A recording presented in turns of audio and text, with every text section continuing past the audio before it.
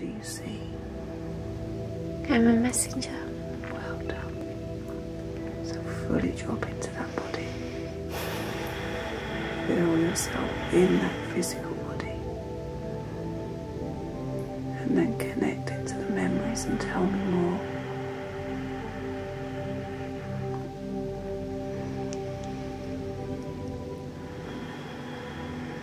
She's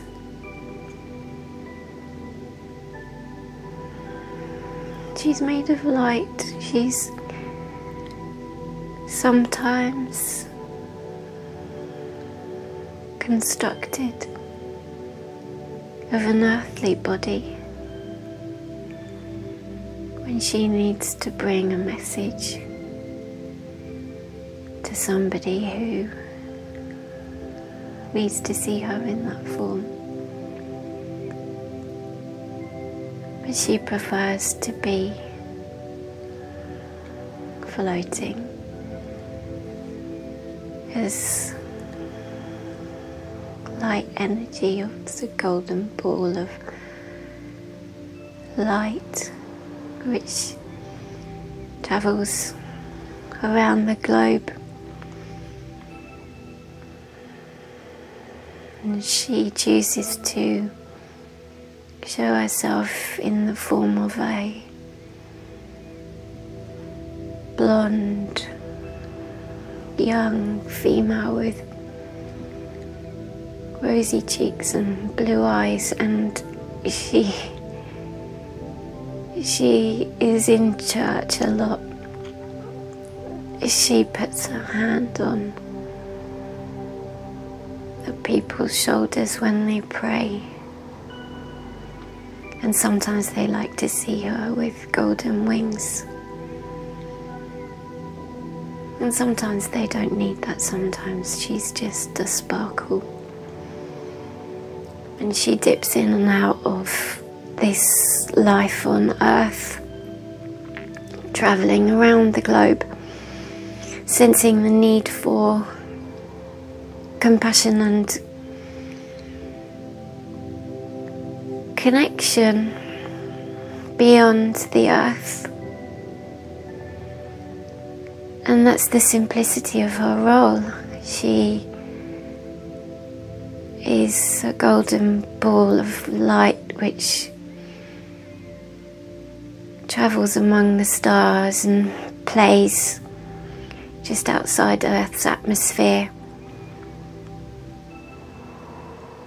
She darts and dances and is drawn to the sparkle of the stars, but she works alone, and she spins around and round and round the globe, following ley lines and following a pattern of silver thread. The earth is encapsulated in a grid-like formation of white threads, but they disperse when they're not needed. She uses them as a guidance system. She uses them as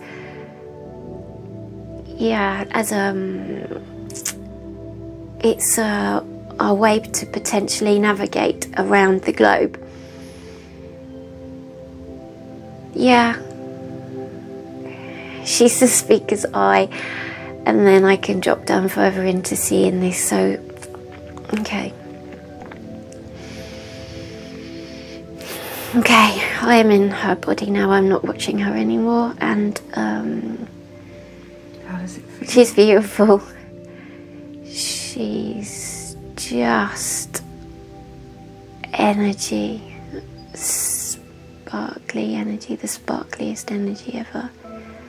And she's quick. She navigates the globe around this white grid. And what's she doing? She's popping in to the three-dimensional world as and when she's needed, she can see inside the grid. She sees black spots, and they are black vortexes of pain and suffering and fear. And she can sense this when she's playing in the stars, and she knows when she's being called, and she sees the spinning black vortex, and it's like coal, it's like heavy coal, and the vortex comes outside of the silver grid, and it's like a funnel, and yeah, I can do it. Okay, so I can just find my way into the funnel, and I have no knowledge of where I'm going. The funnel will take me to the person, and it's like being in a really, really fast lift, going down and down and down and down and down, and it's spinning and it's black, and it's not frightening, but it's just the quickest thing ever. And then the funnel takes me to the person, and right now I go to a Spanish lady in a church, and yeah, I can see her. She's praying. Her son is sick, and she's praying for his healing, and so I come down and I put my hand on her shoulder, and she holds her rosary, and I just give her a sense of peace, and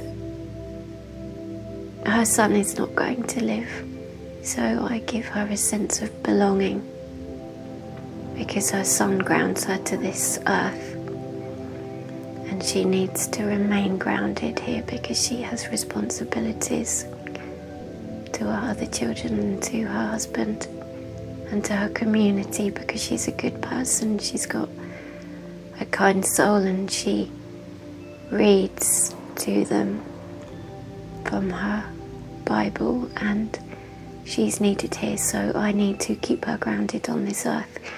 So with my hand on her shoulder, I guide her back down, and she feels that her knees are on the pillow, and she senses the draw to stay connected to this earth for the time being, but she's not frightened anymore, and she's smiling. And then I go. I don't go back up the vortex though. Where do you go? I travel around the grid. I fly above it. I fly above the silver grid.